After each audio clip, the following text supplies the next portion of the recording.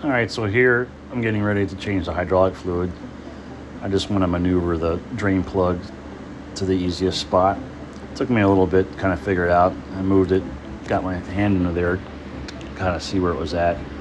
I eventually found that right below the drive motors, if you can line it up right there, it's perfect. But also, if you do not raise it up off the ground, maybe on some 6x6 blocks or something like that, you can only get a small pan in there, which I had. But the pan I had, I don't think would take more than a gallon of fluid. So eventually, as you see throughout the video, I actually used a hand pump from Harbor Freight to just kind of gravity drain it into a 5-gallon bucket. But if you lifted it up with the boom and the blade and got it high enough to get a 5-gallon bucket in there, a bigger drain plug, it'd make things a lot easier. It was no big deal because I actually set it up and then went to Napa to get the oil filter, and by the time I got back it was already drained. So all right.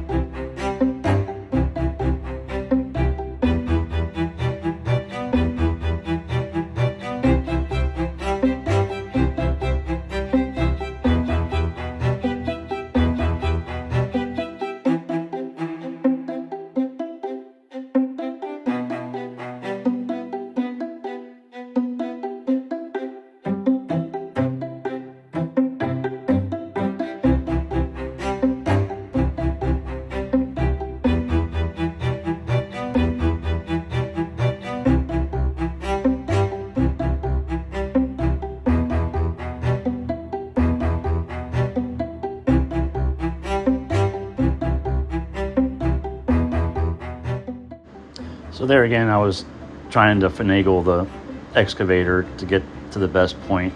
I also extended the boom and the stick in the bucket to make sure that the hydraulics were not in the cylinder as much as possible. As I said before, if you had the excavator up on 6x6, the boom was the only one I couldn't really get the hydraulic compressed all the way because it was low to the ground. But if it was up in the air, I probably could have gotten more of the fluid out.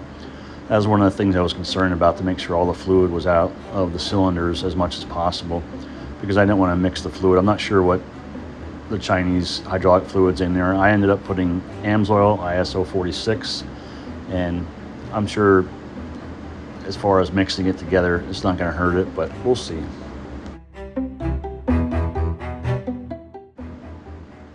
Here I'm removing the 4 bolts with my drill.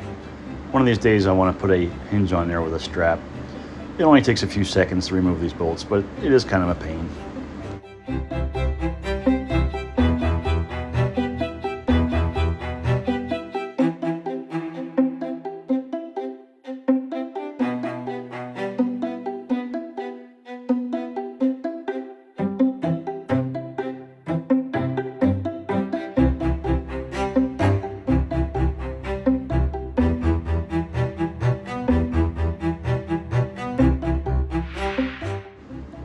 This Rippa came with a oil filter, which is nice. It also came with an oil filter wrench. So taking off this filter was pretty easy. I actually ended up taking off the side panel, made it a lot easier. I recommend putting some towels there. I also used an old peanut container to collect the oil, which worked even better.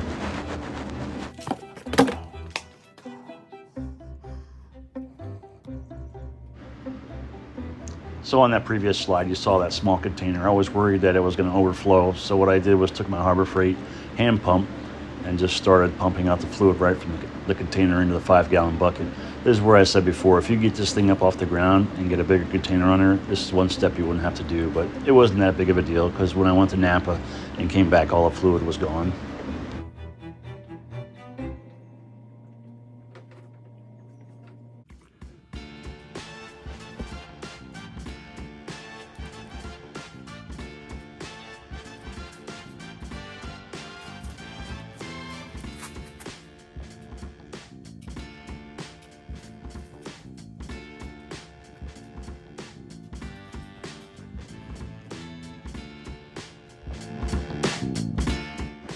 So as you can see, that pump did pretty good. Once you get it started, gravity flows it out pretty good. The only thing it doesn't get is all the way at the bottom. I just took a clean rag and kind of just pushed it to the drain plug there.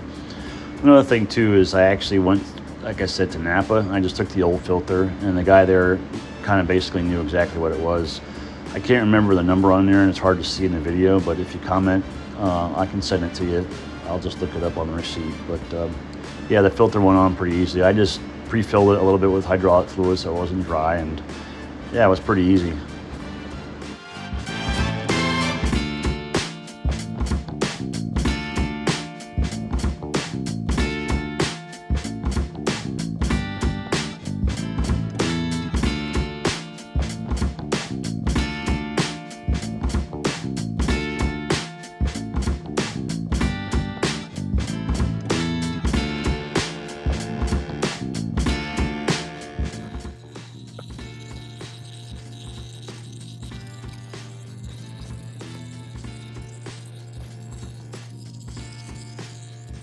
So here you can see the color of the fluid. I mean, it wasn't real bad, but it is brown. This is about 30 hours on my machine, so I was glad I changed it.